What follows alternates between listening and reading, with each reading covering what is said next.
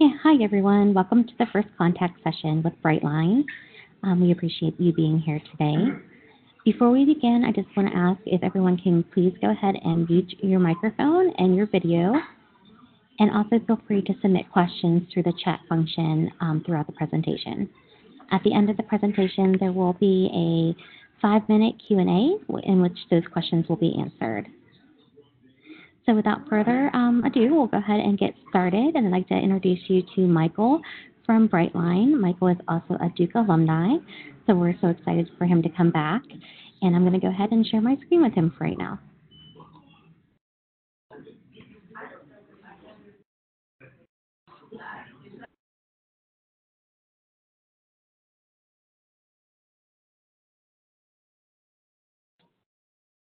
Hi, good afternoon. It's Michael Lefevre. Thanks for inviting me to be part of this, and thanks so much for tuning in. I don't know that when I was a freshman, I would have joined something like this. I probably should have, but didn't. So good on all you guys for taking the time and realizing that this stuff pays dividends later on. So thanks for joining. Let me see if I can share my screen here and pull up this presentation. Someone scream if it doesn't work.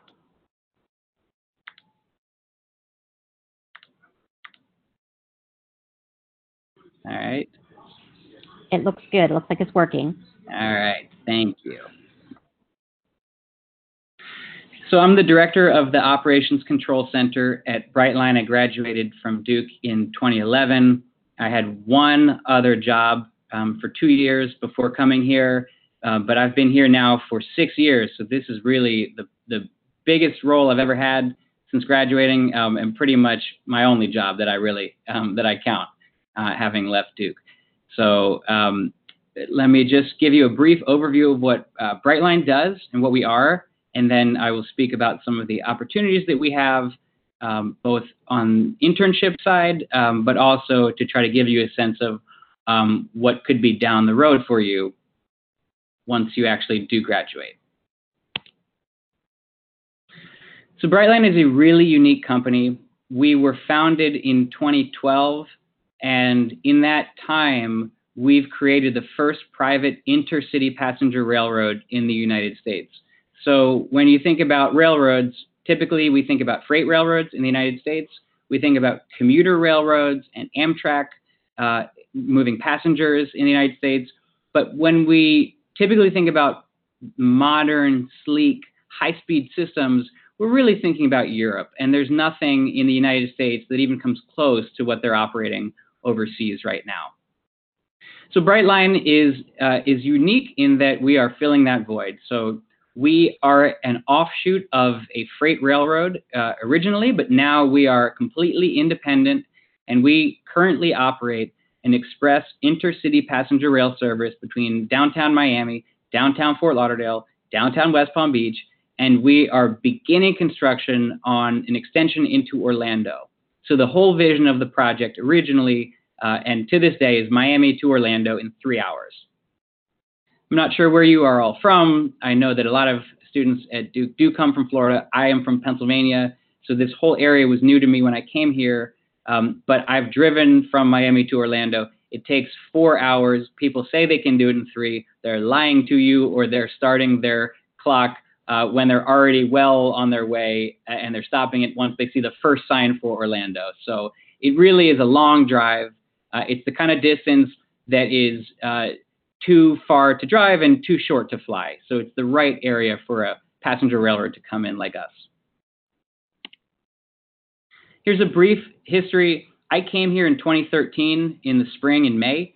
So there really wasn't much of a Brightline that I didn't see, which has been a really rewarding experience for me. So in 2013, we initiated the concept. We were technically formed in 2012, but really kicked off in 2013. We started making progress on buying trains in December of 2014. In 2015, a year later, we launched the brand of Brightline. So the colors, the name, the logo, really who we are came out at the end of that year. So from 2014 to 2015, we spent a lot of time establishing what identity we wanted to have as a company, while we were also building custom trains in California. So all of this sort of happened at the same time. At the end of 2016, the following year, we had the first delivery of our first train set. I actually got to ride across the country on that train as one of the owner's representatives. So I traveled from portions of the California to Florida trip. We had to trade off because it is like a 6-day, no shower trip. So no human being could possibly withstand that. So I did my share. I think I did 3 nights on the first trip and then a few here and there on the subsequent trips. In the beginning of 2017, since we had trains, we had stations sort of being finished, and we had a brand to market, we started hiring our frontline staff that would operate the trains. And then in January of 2018, we launched the first service from West Palm to Fort Lauderdale. And in May of 2018, we opened up Miami. So that's where we are today. In February of 2019, we are still operating Miami to West Palm Beach.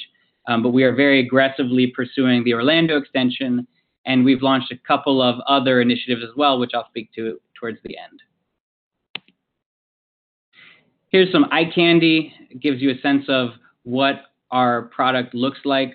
This is not your typical commuter rail station.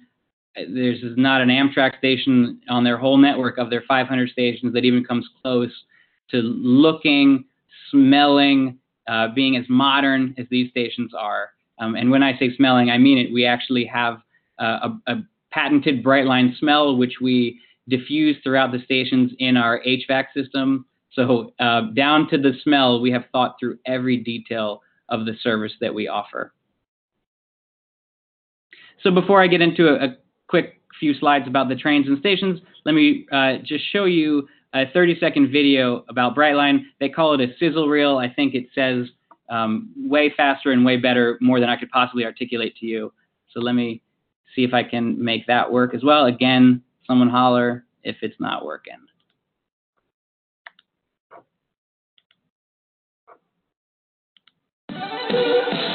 Say hello to the open track, to the freedom to move, to high-speed intercity rail service, to the first privately funded rail system in the U.S. in more than Well, it's not working. Hang on. 100 years. Let me do a quick refresh for you guys so we don't suffer through this together.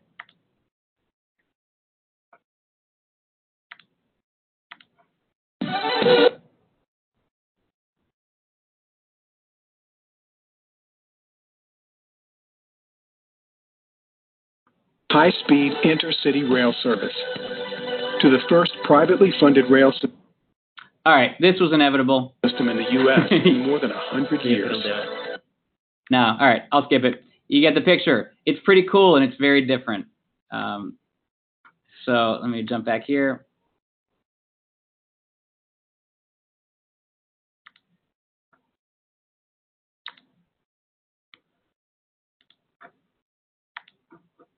Well, now nothing's working.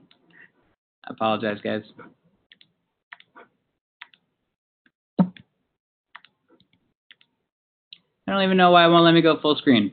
We're a train company, not a tech company, so you'll have to bear with me.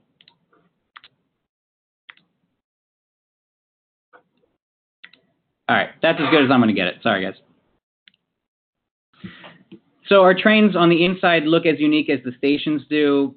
We have bike racks. You can see on the top left, someone's hung their road bike there. We have tray tables that fold down. The bathrooms, that picture in the middle right under the one-of-a-kind guest experience, that's our restroom. We spent a lot of time working on the details of the restroom. It's an entirely touchless experience. So even the flushing unit, the way that not only is water dispensed from the sink, but also the hand dryer, it's a single unit. I'm not sure if anyone's ever seen this before, but you put your hands in the middle, water comes out, you put your hands to the side, and air comes out. It's a Dyson product, and it puts the water into the sink then that comes off your hands, not onto the floor like most other hand dryers. So the whole point of this is not that any of you guys will ever be expected to be working in our bathrooms, but to understand that if we're putting that much detail and thought into our restroom experience, imagine where else that translates. So the entire experience is really curated for guests because we had the ability to dream it up from scratch beginning in 2013. Here's our station. So this is a rendering of the Miami station.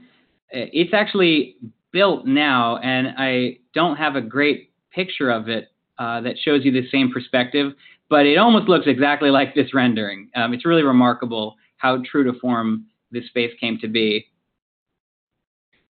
So some of these are renderings, some are actual. So this picture on the middle right is the actual, I believe that's West Palm Beach Station. And so you can see, again, it's a really modern space. The inside, that's a real photo above it of the children running. Pretty neat places to be in to catch a train. This is outside of our Miami station. It's right downtown in Miami. It's all glass, pretty modern space. So here's what's next in the current lineup for Brightline. We have finished all of our permitting for the extension from West Palm Beach to Orlando. We're just waiting on funding. We've announced an IPO, which is in progress right now. So we will probably ring the opening bell on Wall Street in the next few weeks and try to raise the money that will take us to Orlando and beyond. And so beyond is Tampa. We have identified a corridor. We have probably gotten to the 60% design stage on a Tampa extension. And we've been meeting with Tampa for years and years and years because it's a logical next place to go. Jacksonville, we actually already have tracks. The old freight railroad, which still operates today, has tracks that bring us into downtown Jacksonville. So while that one is a turnkey operation from an infrastructure perspective, it's less appealing from a market perspective. My first job for those 2 years I mentioned was in Jacksonville, and I can tell you the market in Jacksonville is nowhere near as strong as it is in Tampa, Orlando, and Miami for a service like this. But I think it's inevitable. It's on the I-95 corridor. And in my lifetime, I fully expect Brightline to be operating into Jacksonville. We've recently announced that we're rebranding. So I speak about Brightline, but we're actually renaming ourselves Virgin Trains USA. So we have a partnership with Richard Branson's Virgin Group.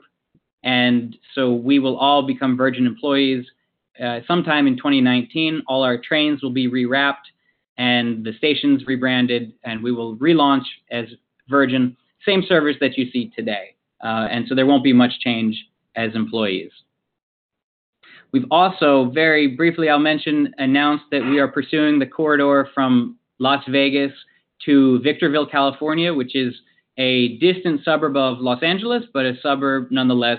And it is prime for connectivity to downtown LA through either California High-Speed Rail or the Metrolink commuter rail system. So we have already made train schedules, and we have architecture firms bidding right now on the station work in downtown Las Vegas. So a lot going on for what started out as a couple people, including myself, sitting in a nice little office in Coral Gables, Florida, dreaming this up. And then here we are today. But the reason you've all joined is to learn about opportunities. And so let me just say, this is a really awesome company to work for. I hope you can tell how excited I am about what we do and what a special chance I've had to see it from the beginning. But even for people who join the company now, I mean, we have orientation every 2 weeks, and every 2 weeks there's another 5 or 10 people joining our team as teammates. We call our employees teammates. And so here are top right, you see some of the opportunities that we have in the different departments. At this point, we're sort of a stable company. So you're seeing the departments that you'd see in most companies. You've got IT, HR, sales and marketing, legal, and so forth. I'm the director of the Operations Control Center, so that's why you see that there. That's the OCC. I'm also one of the senior transportation managers. So we have a transportation management team where we supervise the train crew out in the field. But we have a revenue team and a finance team. And so when you think about opportunities at Brightline, I have to say that the jobs themselves will sound pretty comparable to what you're seeing elsewhere. But I promise you that when you're here, they're nothing like what anyone's doing anywhere else. So our IT team is not going around and fixing our laptops. Well, they are. But in addition to that, they are hanging signage in the stations that is 30 feet tall that extends up to the mezzanine level. They're designing our brand new app so that guests can book tickets online through their mobile phone. They can pre-order food and beverage, and then it'll be waiting for them before they arrive at the station. So this is like a really dynamic space to work in. HR is trying to convince people to take a leap and join a company that has no comparables anywhere out in the market. Sales team is trying to convince local businesses to buy 100 packs of tickets and to have their employees ditch their cars and ride our trains. So no matter what you're doing at Brightline, no matter what your area of interest is, we all have a lot of common opportunities and challenges together. And so we are well interconnected, and everybody works to way late, way early, and doing things that are way different from what they did in their past lives. Current openings, I just threw on here, look, these jobs won't be here in 4 years when you're ready to go get a job out of college. But just as a little example of what we have today, we've got accounting analyst positions. We have a legal admin assistant. We're building out a business intelligence team. We're trying to get good data. We're so new that we don't have any examples of how many tickets we should be selling or what food and beverage should cost. So we have a really smart business intelligence team trying to get a handle on that and try to track trends and forecast what we're spending, what we should be buying. But again, those jobs will all be so different by the time you're out. I just show it to you now to show you what we've got going on at this very moment. We are just starting our internship program. It really is informal as we speak. So we have a handful of interns, I think really just one or two. In fact, one of them, my colleague Samantha, had a summer internship, which went on for 5 or 6 months till we finally gave her a full-time job. So she converted that very quickly into a real opportunity with us. We didn't even send her away to come back. We just converted her right into a full-time opportunity when the right vacancy opened up for her. We are formalizing our internship program since we're becoming a more mature company. So we have I would have to refer you to our HR team if you are interested. So I think the best thing for us to do would be to handle it pretty informally now. So work directly with me. But then as I see the opportunity, I will hand you to HR, or I'll work with my colleagues to see what makes sense based on what you're interested in and what your background is as well. But again, we're not as mature as some of the companies that you're probably looking at as well. So there will be a lot of back and forth about what you want to do, what your timing is, and so forth. Here are some of the benefits of working at Brightline that I spoke about. I think probably a lot of companies are saying these things. We really mean it. We have a startup environment, except we have billions of dollars of capital behind us. So it's kind of like the safest startup you could be at, which is the right startup to be at. But a really interesting place to work, and certainly there's nothing else going on in this country that's anything like it. So if that appeals to you, I certainly would recommend reaching out to me. Here is a little bit about the formal process of application. So I don't know how much of this, to be honest, is in place right now. I know this is what our HR team would like to be in place. So the idea is that you're essentially not just filling in a void for an intern position, but you're also doing something that moves us forward. So you're coming up with a project proposal that you would work on throughout your time in your internship at Brightline. You would submit that proposal. You would give a presentation to our team, and then in May, we would notify you as to whether or not you've been chosen. And then there's a pretty typical orientation period of coming in, getting a pretty well-rounded orientation on the company. I go to the orientations every 2 weeks and give a little spiel about the transportation department. And so I think you would get a pretty good, quick overview of every part of Brightline. And then in your 2-month internship, it's paid. You would spend time, I think, throughout different departments. And then, of course, we would do an exit interview when we had to say goodbye. But again, I really want to emphasize this is what the process will be. I strongly doubt this is what the process is right now. I can't imagine they have this 100% in place at this time. And that's it. Those are 4 of our 5 trains. Actually, if you look closely, you can see the 5th train. I don't know if you can see my cursor. The 5th train's back here. So we have 5 trains. They're all kept up in our West Palm Beach yard. We call it the running repair facility. So it's possible that some of these internships could be in West Palm Beach. I have a feeling that most of them will be in our corporate headquarters in Miami, where I work. But that's sort of our geography. It's 67 miles, 3 stations, and then the yard up in West Palm, and the headquarters in Miami, right about a block away from our Miami station. So that's it. Go Brightline and go Duke. And now I'm happy to yield the remainder of my time to the moderator for questions that I can answer if you have any. Thank you very much.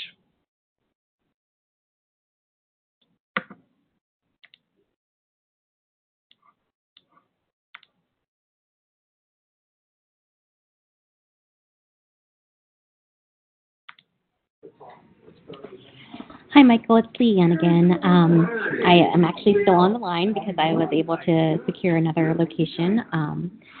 Thank you so much for your presentation. It was very informative, and what a great transportation option if you are in the Florida area. That's awesome. So I do want to open up for any questions that students may have about the internship process, about the company, just about the transportation industry in general. Feel free to go ahead and submit those through the chat function, or you can go ahead and just unmute and ask those questions as well.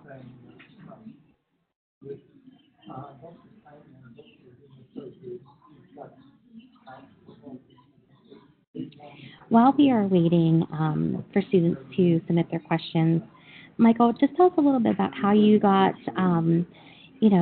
connected with Brightline, and did you do something while you're at Duke that made you interested in the transportation industry, or connected you with the individuals that within Brightline? What was your path? Thank you. Mine was funny. I was DSU president when I was at Duke, and when I graduated, I gave the commencement address, the student commencement speech, and I think I must have been the first graduation speaker in a long time to not have a job on graduation.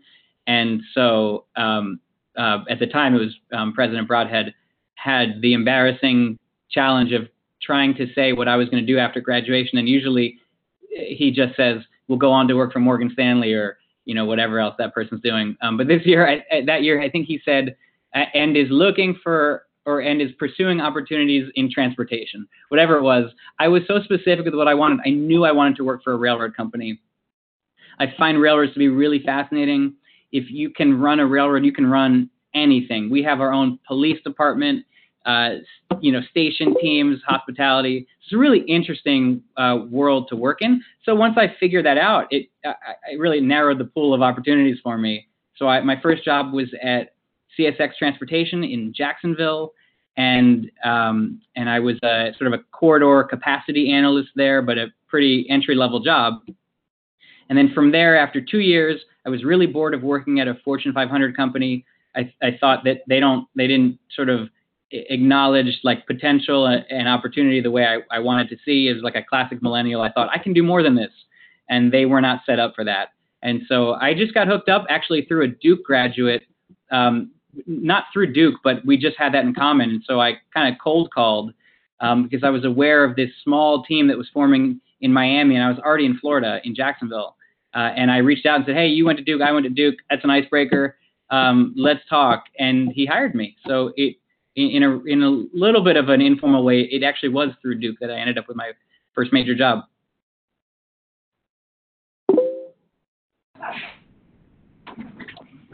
That's great. That just goes to show, too, the importance of networking. You just never know who you're going to connect with. We do have a question, and the question is, what are some of the skills that you look for in a candidate for internship positions? Great. Yeah, I see we have a couple questions here, so I'll try to get through them quick so we have more time. So we're a hospitality company, so everybody we recruit has to be very hospitable. I don't care what department you're in. You will be working closely with people and talking with people. And so I think first and foremost, we want people who are enthusiastic, who understand and embody the Brightline brand, which is really open and forward and transparent. And so we want really engaged people, and then the skills follow that. So it depends on the area that you'd be interested in. I think coming from Duke, we have a lot of well-rounded students who are capable of a lot of things. So if you're not specifically interested in like finance or business intelligence, I mean, if you are, that's a pretty clear path for an internship. But if you're not, if you're like me and you studied public policy, I think that we have a government affairs team, we have a communications team, and then I have my transportation team. And I think each of us would be interested in in generally well-rounded students who come from a place like Duke, who could take on challenges as assigned. And I think we're pretty good at matching assignments to people's skill sets. Great, thank you. The next question is, how would we go about contacting you about an internship now, and what does that process look like? So can you share, Leanne, my email address? It's certainly the best way to reach me. Absolutely, I can certainly do that. So I can either post that here during the chat, or I can just send it out to the students that are registered for the session. So yeah, I'll just send it right there. It is. Put it in the chat. Awesome. Thanks so much. For sure. And then one other question. I'm a freshman from California, not really near Florida. Would location be a large factor in interning?